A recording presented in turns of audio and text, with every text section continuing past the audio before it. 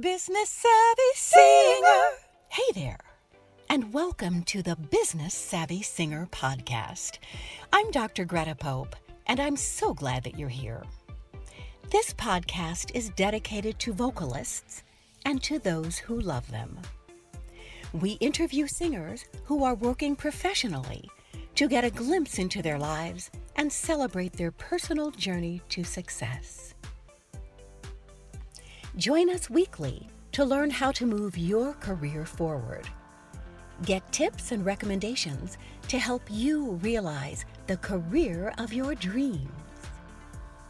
You're listening to the Business Savvy Singer podcast, brought to you by theprivatemusicstudio.net, providing online education to build sustainable careers in music. Also, Eternal Wolf Music, producing audio for every need.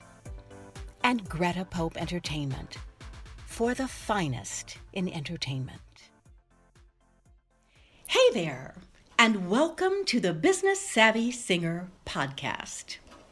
Today, I have a lovely lady with me, talented, smart. Her name is Rae-Myra Hilliard. And what a treasure and what a treat we are in for today to chat with her. Hi, Rae-Myra. How are you? I am doing quite well, Greta. Good to see you. Good to see you. I know this is a more audio podcast. Yes, it's more of an audio podcast, but we are actually looking at each other, which is lovely. Yes. Yes. Okay, so I want to know, how did you begin singing? Where did your musical journey start? Well, I grew up in, I had an uncle. I had an uncle. He was a musician, originally from Buffalo, New York, and he was very well known in the New York State area. I would have to say, I tell everybody, if I had my pinky's worth of what he had, I would be something. Wow. And what was his name? What was his name? His name was Donald. And he used to always say Donald Lamar Hilliard the First. Oh. Now, mind you, he never married. He never had children. So we didn't really have to worry about the second. But he made sure it was Donald Lamar Hilliard the First. Is very cute. That's cute. Yeah.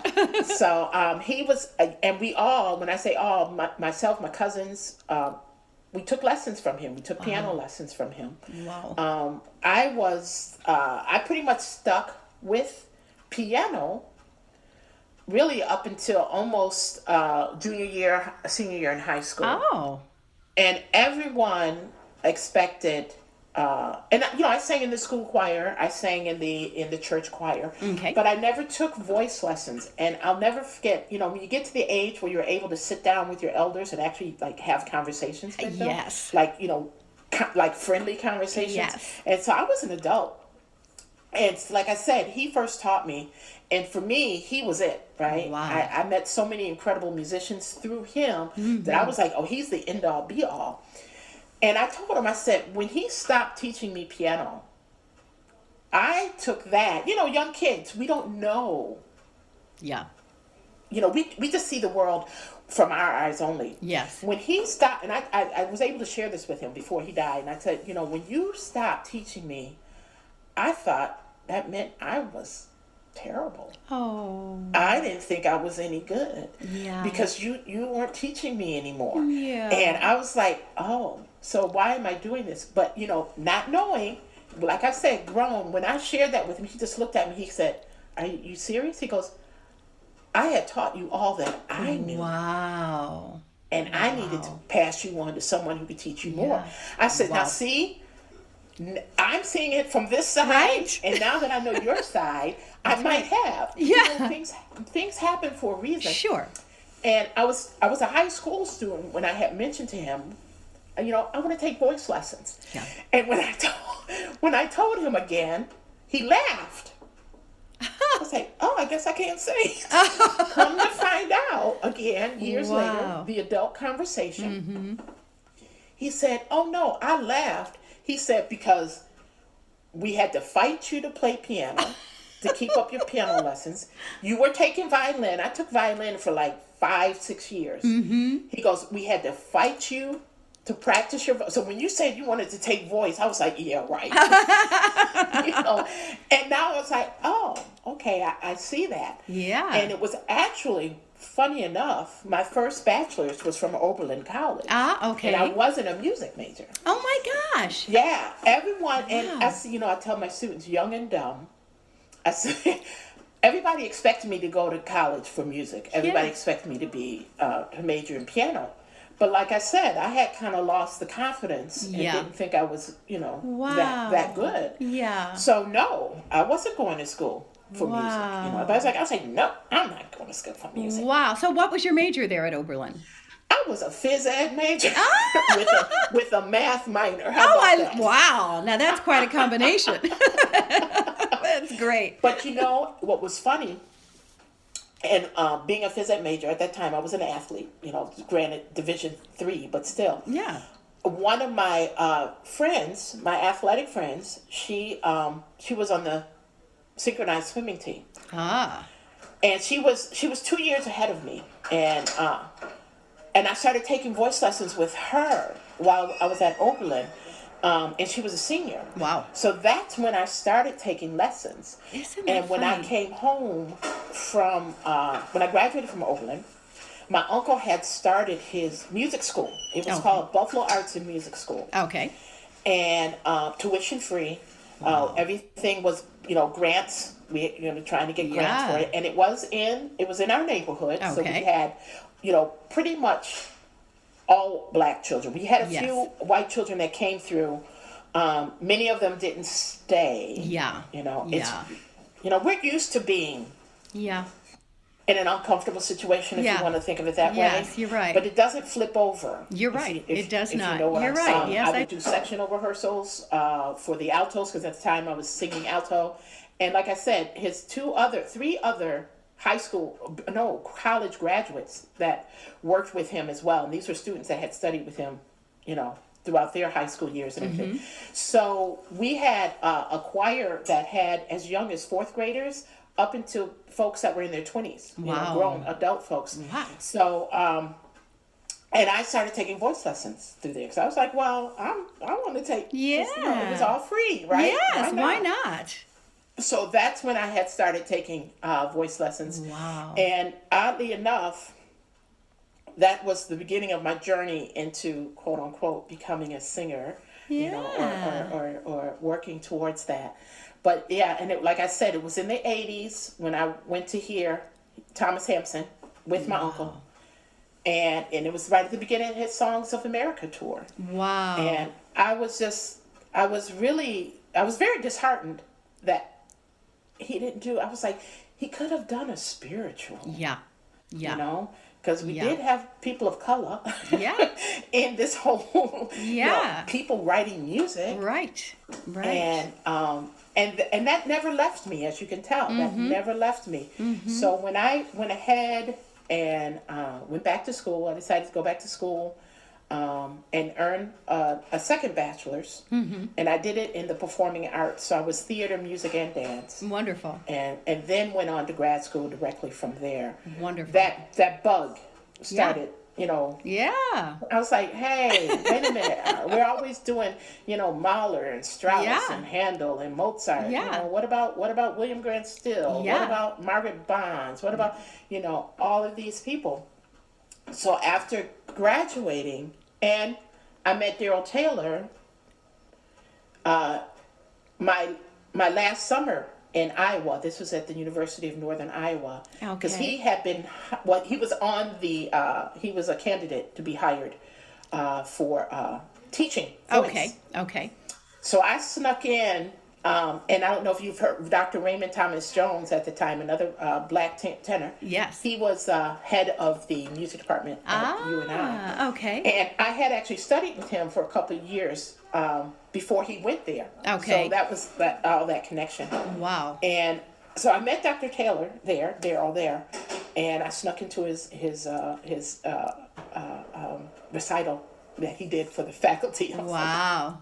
but and as it happens, later on that year, I was invited back to to UNI to sing. Okay. and talking with Dr. Taylor there and everything. And he was like, so who are you studying with? I was like, I haven't found anybody. I'm having a hard time finding somebody. And I had moved, to the Chicago area. Yeah. And he was like, really? He said, now hold on a minute. And I think what he did, he got in touch with, William Warfield was still living at the time. Wow. He got in touch with William, because I think every black singer knew him. Uncle Bill, everybody knew him. And he came back to me and he says, William Warfield gave me this name. You need to contact her when you get there. And you know Edna. Do you remember Edna Williams? Yes. She was my first voice teacher. Wow, here. no kidding. Yeah. Oh my gosh. So, and again, connections. Yeah. Yeah. And particularly in the black community, in the classical music realm, the connections are so close together. Yes. Yeah. It's really, really something. Yes. And, and one thing that I wanted to mention, I don't think I did in the presentation, was also just how important the church was. Yeah, absolutely. You're right. Both in just honing your skills, giving you a platform to use your skills and to hone them, but they were very supportive. Yeah, building that community and supportive of each other. It's wonderful. Yes. It's wonderful. Yeah.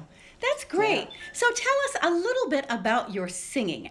Where do you sing? What do you sing? What are some of your favorite roles or your favorite type of art song or whatever? I know the African American art songs are something that you love, but but tell us a little bit about your singing. Well, right now, I'm at the age. I'm at that age. I don't do opera anymore. Okay. When I first moved here, I was doing the whole circuit, the auditions, and I was fortunate to actually get some things. But you can't deny it. We do age out. We don't really age out. The judging community ages us out. Right. You're they right. just kind of look at you and be like, "You're how old?" Yeah. Okay, yeah, right, whatever. Yeah, you're right. So I work now to just, was until, we all are going through that change. Yeah. To do recitals. My goal was to do at least 2 recitals every year. Okay. And up until recently, I was always including composers of color. Okay. On my recitals. Now, in terms of other stuff that I love to sing, well, my voice likes to sing, we'll say that. My voice likes to sing Mozart. Okay. I love to sing Handel. I also love Strauss. Wonderful. Mahler. Yeah. Schumann. I was never big on Schubert. And I think that was more of a rebel thing. Oh, because everybody sings Schumann. Yeah. I was like, I'm not going to sing That's I'm great. going to sing Schumann. That's great. That's great. I think it was more of a rebel thing, but yeah. And so working to do more recitals that is all composers of color. I just did one. I teach adjunct at the University of St. Francis. Okay. And this past February, it was one of the recitals that I was most proud of that I've done. And I picked my music, as you were asking, especially in terms of, I'm looking at a program. I'm always thinking programmatic. I generally come up with a theme, and I just want to make sure that the texts that I'm singing falls into the overall theme. Yes. So text is very big for me. Yeah. Even though melody is what I really remember. I have to work hard to memorize text. Yeah. I don't have to work hard to memorize melody. Yeah. Which is interesting. But and everybody's like, "But you're a singer." I said, "I know." Yeah. But I have to work hard to keep my word. Yeah, and a lot of singers are like that. A lot of singers are like that. Yeah. They struggle with the lyrics or the text. Yeah. So, but this recital I did this past January, it wasn't the first time I did all composers of color, or specifically Black American composers. My theme for this one, and we all know what was happening, or what is happening, or has been continued to happen, but it's just getting so much more press. Yeah. My recital was themed My View of America. Wow. And I won it, but I couldn't get the rights, or there was a great picture I had found on the internet of the Statue of Liberty cut, Wow. like dissected. Wow. Yeah. And, you know, you had the head up here, you had the arm over here. I said, that picture says a lot. Yeah, very powerful. Very powerful. But that's kind of what I was trying to do a little bit in this recital. Yeah. I didn't do everything with a rebel mindset. Yeah. But it was, like I said, it was all Black American composers. But I kind of, the end of the first half, I don't know if you've ever heard Adolphus Hailstork's Songs of Justice. No, I have not.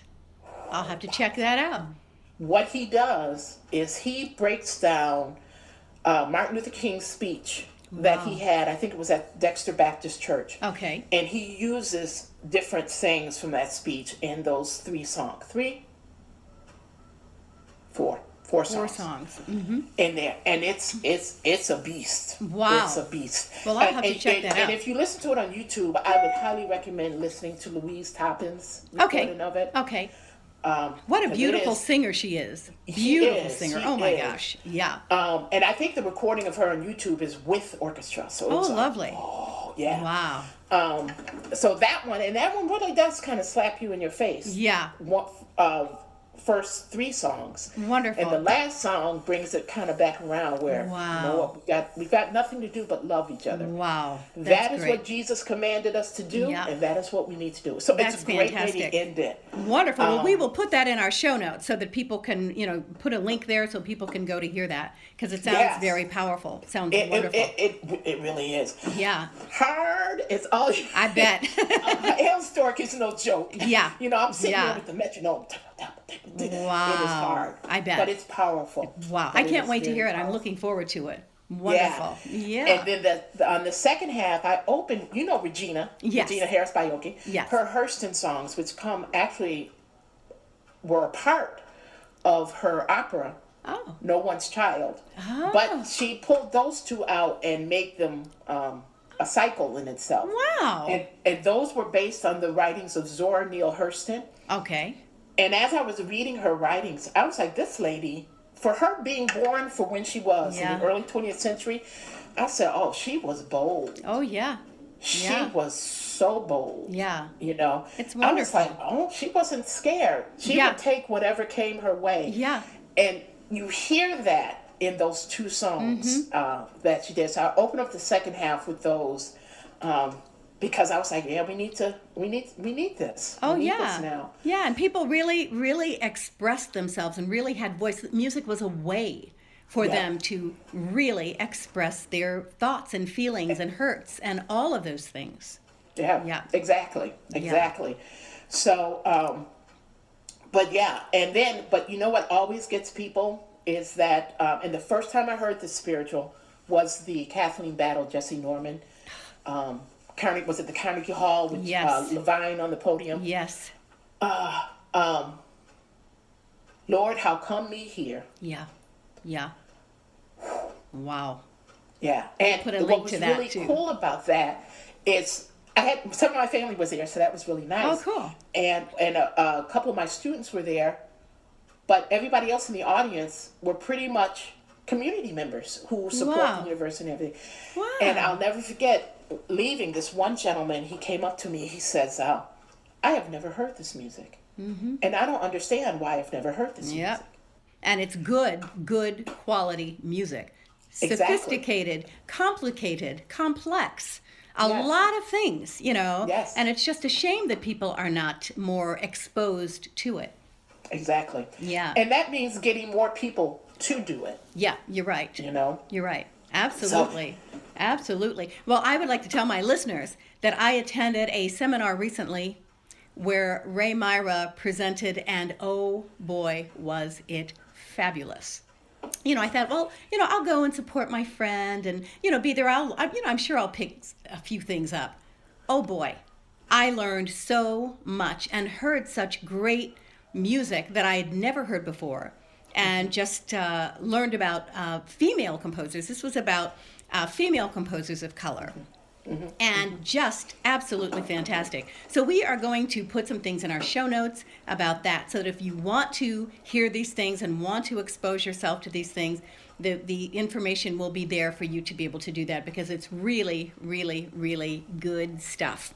I'm telling you, I'm so glad. I just was so, I was telling Rae-Myra that I was just knocked out by your presentation and by the content of your presentation. Just so, so good. And as you were saying, the important thing is to get the music out for people to perform the music so that others can hear it. And not just Black Americans performing it, but making it part of the repertoire.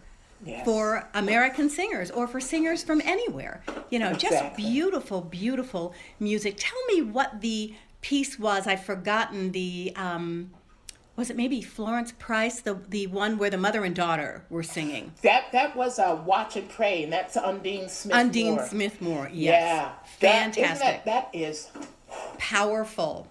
That is powerful. Tell us a little bit about the story of that, and we will post that also in the show notes. Well, basically, it's a mother talking to her daughter, and you get the sense that the daughter is old enough to understand, the situation. They're slaves. Mm-hmm. And the daughter starts with, "Mama, is Massa going to sell us tomorrow?" Mm-hmm. And the mother's just like, yes, yes, yes, but just watch and pray. Just watch and pray. And she says that a couple times, and then the daughter, towards the end of it, the daughter is trying to reassure the mother. Wow. "Ma, don't grieve for me. Wow. I'm going to be okay." I mean, that is just so, it's just so moving. Yes. It's so moving. I mean, can you imagine, we certainly have heard these stories through the years of these slave families being separated, sold off from one another, never seeing each other again. Yeah. Just a horrible. Can you imagine as a mother having your children sold somewhere else? Yeah. It's just, oh my gosh, just horrible. This was such a powerful piece. Yeah. It was, brought tears to my eyes. It's like, oh my God, the things that those people endured. It's really, really, really something. Yeah. And just like the one question that was presented to me, and I didn't think about it at the time, but where, it was one white teacher singer. She says, "How would I teach something like that?" Mm-hmm. That's a tough one. But what I wish I would have told her is that, but we have so many other spirituals that you can comfortably teach. Yes. But, I thought that your response was so good, so well crafted on the spot. It was very good that it's, kind of your own choice. And then the whole piece about, I can't walk in your shoes. But tell us that story. Oh, yeah. That was one of those Facebook posts with everything that has been happening in the world. Yeah. And one of my cousins shared it with me. And a white man is out there holding a sign. And the sign simply says, "I cannot walk in your shoes, but I can put mine on and lace them up and walk with you." Yeah, which is just such a moving thing. And so much what we need. We all need to be able to walk with each other, whatever. Everybody's got a story. Yeah. Everybody has history. And we all need to be able to put our shoes on and walk with each other and support each other. That's such an important thing. Yeah. And I think that one of the things we have to remember, or one of the things I think that we're always fighting against, walking with someone through their story does not diminish your story. That's right. I think so many times we're put into this competitive nature. Yeah. Well, if you do this, well, you can't do that. That's right. But why not? That's right. Why not? That's right. Why not? That's right. I might add a whole completely different spin to that than you have ever even thought about. That's right. That's right. And it helps us to better understand the human condition in general. Yes. In general, that we can all begin to understand each other, live together, support each other, and, just have a better life for everyone. Yeah. And I think it's very important, too, to remember that in our growing awareness, we cannot discount what has happened. Yeah. And I think I mentioned it, Stephen Foster played a big part of Hampson's early Song of America tour. Okay. And, I think pretty much every Black person in America has issues Yeah. with Stephen Foster. Yes. However, remembering when this white man was living. Mm-hmm. Mm-hmm. Yeah, this the period was of his time. world. That's right. That's right. You know. That's right. Yeah, and we just because we don't like it, I think, you know, that's some of the things I think we have to, all of us, we have to get more comfortable with. Yes. Is the discomfort. Yes, I agree. Because we all have discomfort of some sort or another, coming from some source.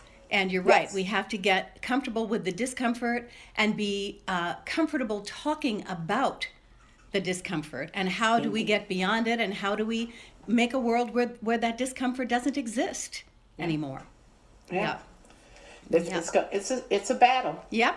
It's a battle and a journey, no doubt about it. Without a doubt. Yeah. Without a doubt. Well, RaeMyra, thank you so much. This has been such a pleasure to have you with us today. Thank you so much for consenting to do this. It's wonderful. Oh, so thrilled that you asked me. So thank you. Absolutely. And I look forward to when the pandemic is over and we can get together in person and have some fun.